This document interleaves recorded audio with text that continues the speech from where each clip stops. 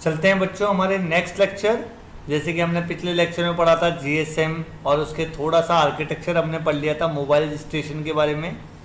आगे हम पढ़ेंगे आज कि जीएसएम को जीएसएम में टीडीएमए और एफडीएमए कैसे अप्लाई हुआ, बाकी का आर्किटेक्चर क्या है जीएसएम का वो हम पढ़ेंगे। तो मैंने आपको बताया था जीएसएम एक टीडीएमए और एफडीएमए टेक्निक है। तो जैसे हमने बताया कि ये एक अपलिंक बैंड है, सपोज करो 25 मेगाहर्ट्ज का, 25 मेगाहर्ट्ज का ये क्या है हमारा अपलिंक बैंड है, जिसके अंदर हमने सब बैंड बना दिए एफडीएमए टेक्निक से। हमने सब बैंड बनाए मतलब इसके टुकड़े कर दिए हमने, 1 2, ठीक है, ऐसे हमने 125 टुकड़े कर दिए। कितने टुकड़े कर दिए? 125 टुकड़े। अब एक टुकड़े की वैल्यू कितनी है? 200 किलो हर्ट्ज, 200 किलो हर्ट्ज है, ठीक है। और टोटल जो टुकड़े की वैल्यू है वो कितनी, टोटल बैंडविड्थ कितनी थी? 25 मेगाहर्ट्ज थी, ठीक है। तो हमने एक टुकड़ा जो है वो हमने अलॉट कर दिया। और जैसे मान लो ये वाला टुकड़ा हमने 6 मील के टावर को दे दिया, ये 6 मील का टावर है और यहाँ पे बहुत सारे बंदे हैं। अब एक टुकड़े पे इतने सारे बंदे कॉल कैसे करेंगे? तो हमने क्या करा, टाइम स्लॉट में बांट दिया इसको, ऐसे टाइम के हिसाब से, ठीक है। तो मतलब ये वाला एक्सिस तो हमारा टाइम है और ये वाला एक्सिस हमारा फ्रीक्वेंसी है।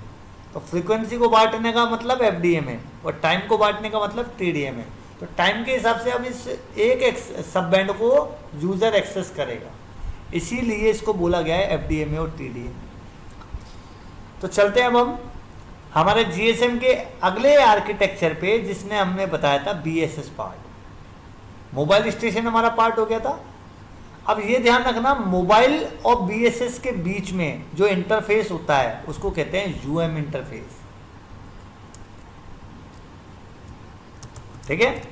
Interface between mobile station and BSS is UM interface और एयर इंटरफेस, क्योंकि एयर एक मीडियम है, ठीक है।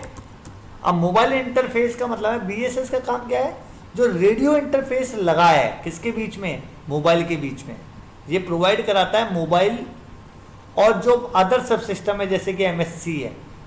तो ये इनके बीच में, जैसे ये मान लो आपका एक सिस्टम था, हमने जो पढ़ाया था, जैसे मैंने आपको एक सिस्टम बताया, ये देखिए आप,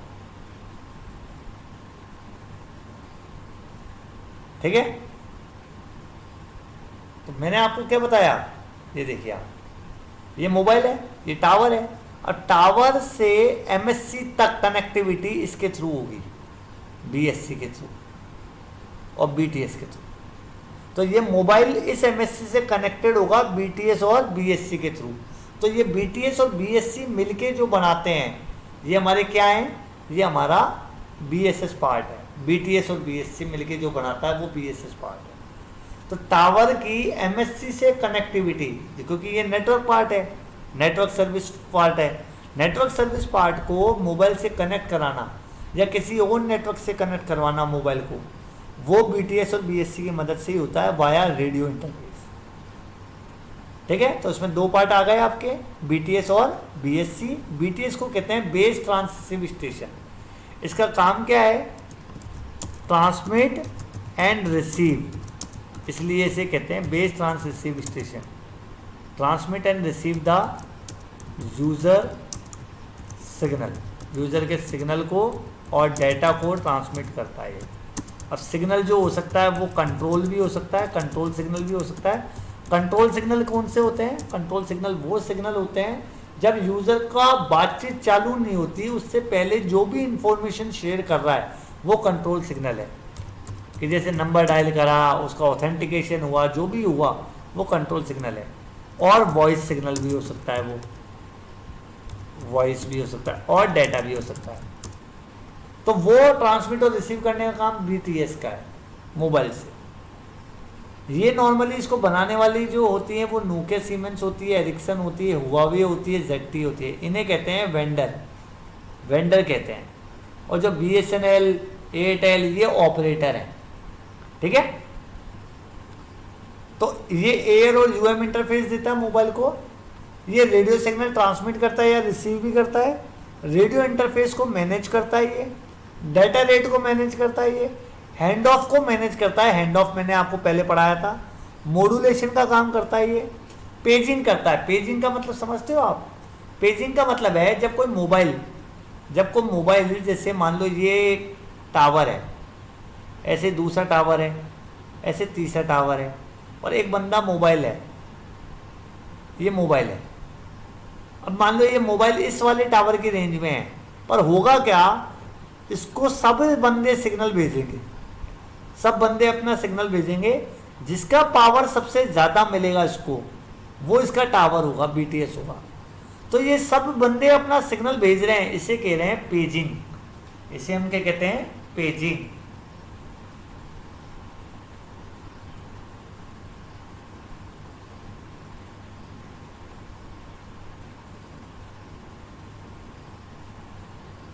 ठीक है, इसे हम क्या कहेंगे?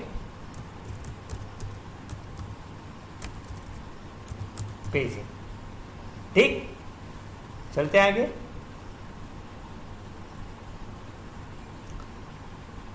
और ये जो पेजिंग होती है ब्रॉडकास्ट चैनल पे होती है, ब्रॉडकास्टिंग करते हैं सारे टावर। अलॉट FCCH का मतलब होता है फ्रीक्वेंसी करेक्शन चैनल। मतलब बंदे को, मोबाइल को कैसे पता लगेगा कि मेरी फ्रीक्वेंसी कौन सी है? तो जो टावर आपको 142 जीरोस की स्ट्रीम भेज दे वो आपकी टावर है, और उस टावर की फ्रीक्वेंसी यूजर की फ्रीक्वेंसी हो जाती है। जो टावर आपको 142 जीरोस की सीरीज भेज दे वो टावर का फ्रीक्वेंसी उस यूजर का फ्रीक्वेंसी हो जाता है। फिर ये ट्रैफिक चैनल भी देता है। जब यूजर को कॉल करनी होती है तो एक ट्रैफिक चैनल की जरूरत होती है। यूजर को कॉल करनी होती है तो वो ट्रैफिक चैनल पे करता है, और ट्रैफिक चैनल कौन देता है? MSC देती है। ठीक है, इसके बाद में अब इसमें लगा क्या होता है? एक लगा होता है BB2F कार्ड, जो कि सब्सक्राइबर को कॉलिंग करने के लिए सपोर्ट करता है, BB2F कार्ड। एक लगा होता है बोया कार्ड, जिसे कहते हैं मास्टर कार्ड। जब भी हमें प्रोग्रामिंग करनी होती है BTS को, या BTS को अपग्रेड करना होता है या सही करना होता है, तो लैपटॉप इसी पे कनेक्ट होता है। एक होता है alarm management system. Alarm management system का काम क्या है? जब भी कोई साइट डाउन हो जाती है, कोई फेलियर आ जाता है BTS के अंदर, तो ये अलार्म ट्रिगर्ड हो जाता है, और ये दूर से ही रिमोटली पता लग जाता है उनको, नेटवर्क वालों को, कि ये वाली साइट डाउन है। एक होता है RRI कार्ड। ये क्या करता है? BTS को BSC से ऑप्टिकल फाइबर के थ्रू कनेक्ट कराने के लिए RRI कार्ड ही यूज होता है। एक लगा होता है डुप्लेक्सर, क्योंकि हमें पता है मोबाइल में भी सिंगल एंटीना है और टावर पे भी एक ही एंटीना है, तो एक ही एंटीना से ट्रांसमिट भी कर लो और रिसीव भी कर लो, उसके लिए डुप्लेक्सर लगा होता है। एक पावर कार्ड लगा होता है, जो कि पावर सप्लाई डिस्ट्रीब्यूशन करता है। जैसे किसी कार्ड को, जैसे बहुत सारे कार्ड लग रहे हैं, BB2F कार्ड लग रहा है, बोया कार्ड लग रहा है, इन सबको अलग अलग पावर सप्लाई चाहिए होती है, तो पावर कार्ड सप्लाई देता है वो। एक पावर को कपल करने के लिए, कपल का मतलब है एक पोर्ट से दूसरे पोर्ट पे पावर भेजनी है, तो कपलर की मदद होती है। ठीक है, अब आता है हमारा BSC, बेस स्टेशन कंट्रोलर।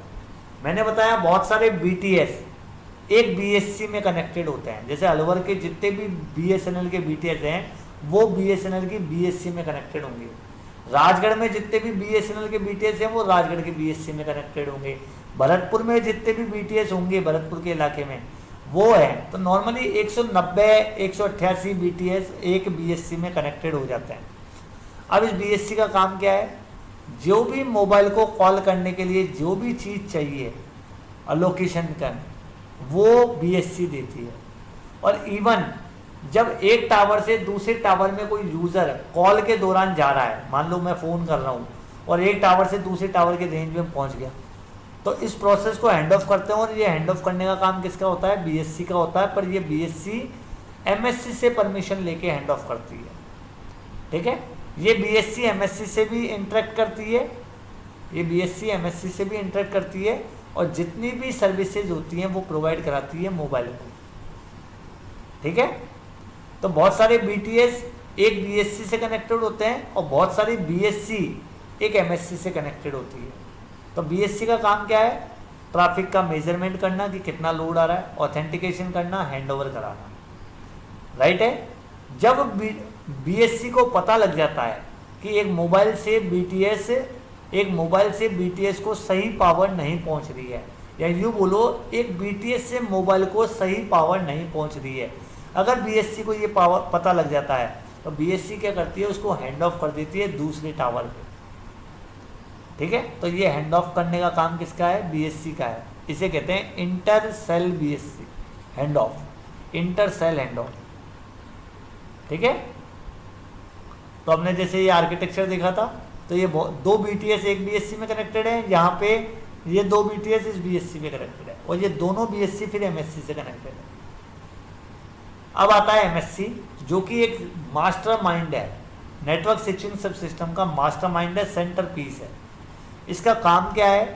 किसी भी यूज़र का कॉल सेटअप करना, कॉल को रिलीज करना, कॉल को रूट करना, ये सारा काम, स्विचिंग कराना, ये सारा काम एमएससी का होता है। इवन एसएमएस भी भेजते हो तो एसएमएस को रूट करवाना, कॉन्फ्रेंसिंग करवाना, फैक्स करवाना, बिलिंग वगैरह, ये काम एमएससी के ही हैं। और लैंडलाइन फ़ोन से भी एमएससी ही कनेक्टेड होती है। लैंडलाइन जो टेलीफोन एक्सचेंज होते हैं, जिन्हें अपन पीएसटीएन कहते हैं, उनसे भी एमएससी ही कनेक्टेड होती है। अगर मान लो कोई बीएसएनएल का बंदा एयरटेल वाले को फ़ोन कर रहा है तो एयरटेल की एमएससी बीएसएनएल की एमएससी से कनेक्टेड होती है। अगर मान लो कोई एक बीएसएनएल की एमएससी जयपुर की है, एक दिल्ली की है, तो दिल्ली वाली भी कनेक्टेड होती है कि रोमिंग भी प्रोवाइड कराती है, ठीक है। जब कोई छोटा ऑपरेटर होता है तो उसका एक एमएससी में काम चल जाता है, पर कोई लार्ज ऑपरेटर है तो उसको मल्टीपल एमएससी लगानी पड़ती है। तो नॉर्मली एक एमएससी में 90,000 सब्सक्राइबर का काम हो सकता है एट ए टाइम। तो एमएससी हैंड ऑफ में भी रोल प्ले करती है, क्योंकि अपन को पता है जब एक बीएससी से दूसरी बीएससी में जा रहे हो आप, या एक एमएससी से दूसरी एमएससी में जा रहे हो, जैसे भरतपुर से अलवर आ रहे हो तो बीएससी चेंज हो गई, या जयपुर से दिल्ली जा रहे हो तो एमएससी चेंज हो गई। तो ये हैंड ऑफ करने का काम भी कौन करती है? एमएससी करती है, ठीक है। तो एमएससी क्या करती रहती है? स्कैनिंग मारती रहती है कि कौन सा मोबाइल किस टावर के अंडर में है। तो जैसे ही पता लगता है बीएससी को पता लगता है कि इस वाले टावर से, जैसे मान लो मैं डायग्राम में बता रहा हूँ कि ये डायग्राम मिटा रहा हूँ मैं, कि ये अपना मोबाइल, ये टावर है और इसका कवरेज एरिया यहाँ है, और एक बंदा क्या था वो यहाँ पहुँच गया, यहाँ। अब इसको बहुत कम पावर मिल रही है, और एक टावर यहाँ है और इसका कवरेज एरिया इतना बड़ा है। तो इसको पता लग गया कि ये दूर जा चुका है, पर ये इसके एरिया में आ चुका है। तो जैसे बीएससी को पता लगा, बीएससी एमएससी को बताएगी, और एमएससी फिर इसका हैंड ऑफ कहाँ कर देगी? एमएससी इसका हैंड ऑफ क्या करेगी? इस टावर को किसके अंडर में ले लेगी? नॉर्मली इसके अंडर में ले लेगी, ठीक है, एमएससी। अब आता है एचएलआर। एचएलआर एक तरह से ये समझो जैसे लोगों का पासपोर्ट होता है ना, पासपोर्ट। हमारा पासपोर्ट कौन है? हमारी आइडेंटिटी। क्योंकि आधार कार्ड वगैरह ये आपके पासपोर्ट नहीं है, क्योंकि आधार कार्ड विदेश में नहीं चलता। तो आपका मेन आइडेंटिटी कौन है? आपका पासपोर्ट। तो आपका पासपोर्ट इंडिया आपका एचएलआर है, उसके पास में आपकी सारी इंफॉर्मेशन है, सारी इंफॉर्मेशन कि आप लास्ट लोकेशन क्या थी, आपने कॉल क्या करी है, किस नेटवर्क में आप काम कर रहे हो, किस टावर के अंडर में आप हो, आपका मोबाइल नंबर क्या है, आपके पास में कौन कौन सी सर्विसेज हैं, ये सारी की सारी एचएलआर में स्टोर होती है।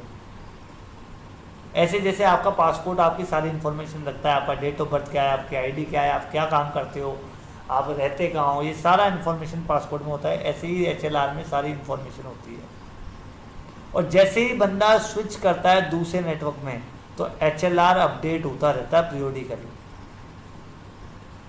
ठीक है। पर ऑन होना चाहिए, स्विच ऑन होना चाहिए, ऑफ में नहीं रखता ये।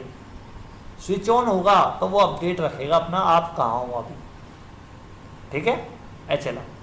सेम वीएलआर होता है, सेम क्या होता है? वीएलआर होता है। और वीएलआर एक तरह से कॉपी होता है किसका? एचएलआर का। VLR क्या होता है, एक तरह से कॉपी होता है HLR का। तो नॉर्मली क्या होता है VLR और HLR में अंतर देखो आप, आपने अगर सिम जयपुर में खरीदी है तो जयपुर में ही आपका HLR है, और अभी आप अलवर में हो तो अलवर में ही, मतलब आपने सिम जयपुर की मतलब BSNL की खरीदी है राजस्थान की और अलवर के रहने वाले हो, तो अलवर की MSC कहाँ है, जयपुर में। तो जयपुर में आप कहाँ हो, जयपुर में आपका HLR होगा, जयपुर में ही आपका VLR होगा।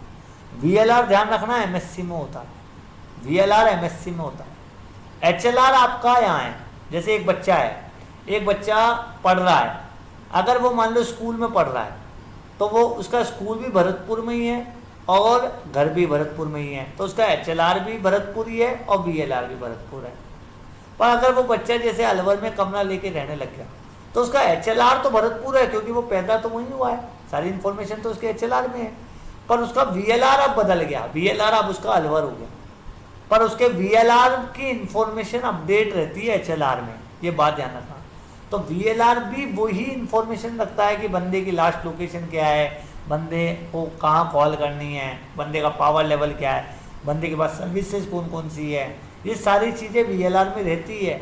और VLR एक MSC का पार्ट होता है, MSC चेंज हुई VLR चेंज हुआ। MSC अगर यूजर की चेंज हो गई, जैसे आप दिल्ली चले गए कॉल करते करते तो आपके MSC चेंज हो गई, मतलब आपका VLR भी चेंज हो गया।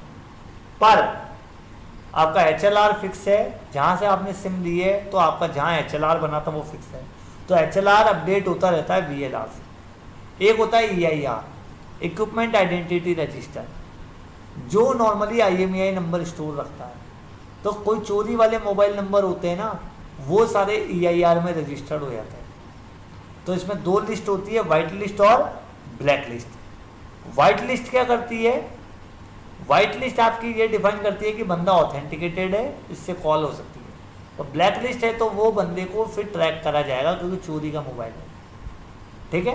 तो रजिस्ट्रेशन करते टाइम IMEI नंबर जो है वो चेकड होता है, और वो चेक होता है EIR से, वेरीफाई होता है, ठीक है।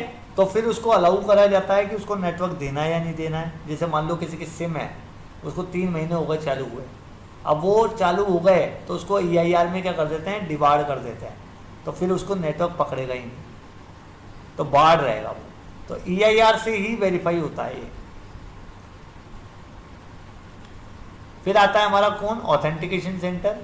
ऑथेंटिकेशन सेंटर भी एक डेटाबेस है जो नॉर्मली सीक्रेट की रखता है, और वो क्या करता है, यूजर की सिम कार्ड की इंफॉर्मेशन रखता है सीक्रेट की के थ्रू, सीक्रेट की के थ्रू। और ये ऑथेंटिकेशन वगैरह में काम आता है, एक यूजर का ऑथेंटिकेशन करने में, और जो डाटा आप आदान प्रदान कर रहे हो नेटवर्क में, उसको ये साइफर करता है, मतलब एनक्रिप्ट करता है ऑथेंटिकेशन सेंटर, जिससे कि कोई डाटा को चोरी नहीं कर पाए। GMSC क्या होती है, गेटवे मोबाइल सर्विस सेंटर होती है। ये क्या करती है, किसी भी पॉइंट का, ये वो पॉइंट है जहाँ पे मोबाइल इक्विपमेंट अपनी कॉल को टर्मिनेट कर देता है जब रूटेड होती है वो, और MS को इसके बारे में पता भी नहीं लगेगा।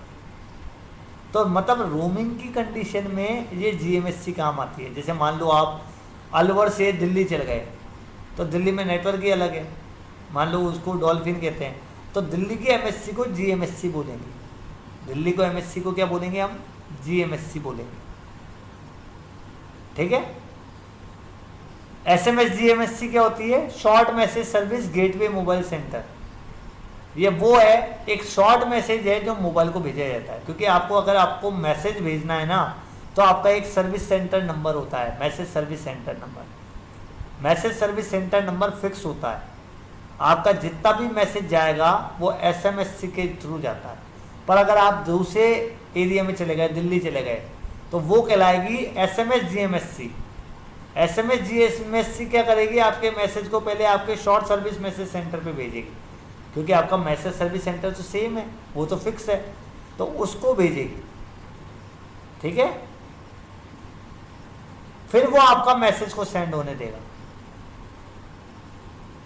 दोबारा बता रहा हूँ, SMSC जो होता है वो शॉर्ट मैसेज सर्विस सेंटर होता है, जो आपको अलाउ करता है मैसेज भेजने के लिए।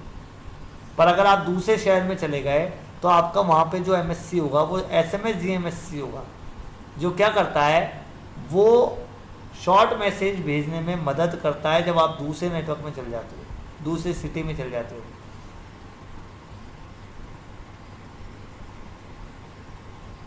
इसके बाद आता है, मैंने क्या बताया, ऑथेंटिकेशन सेंटर, जो नॉर्मली क्या करता है, पूरा डेटाबेस रखता है विथ एनक्रिप्टेड फॉर्म में HLR और VLR के अंदर, राइट। और ये इसके अंदर एक रजिस्टर होता है EIR, जिसका मैंने बताया कि कोई चोरी वाला मोबाइल होता है उसकी इंफॉर्मेशन इसी में रहती है। OSS एक तरह से ऑपरेशन सिस्टम सपोर्ट है। ये एक मेंटेनेंस सेंटर है, जो मेंटेनेंस करनी होती है आपको BSS की, BSC की, MSC की, ये मेंटेनेंस का काम OSS का ही होता है। कोई सॉफ्टवेयर अपग्रेड करना है इनके अंदर, वो चीज़ है। प्लस ये मॉनिटर भी करता रहता है लोड को, कि किस टावर पे क्या लोड चल रहा है, क्या टावर बढ़ाने की ज़रूरत तो नहीं है, तो वो चीज़ का काम ये OSS ही देखता है। ये एक तरह से मतलब मैन पावर मांगता है। बाकी की तो मशीन है, बाकी की तो मशीन से अपना आप काम करती रहती है, सॉफ्टवेयर चलता रहता है, पर OSS में मैन पावर चाहिए।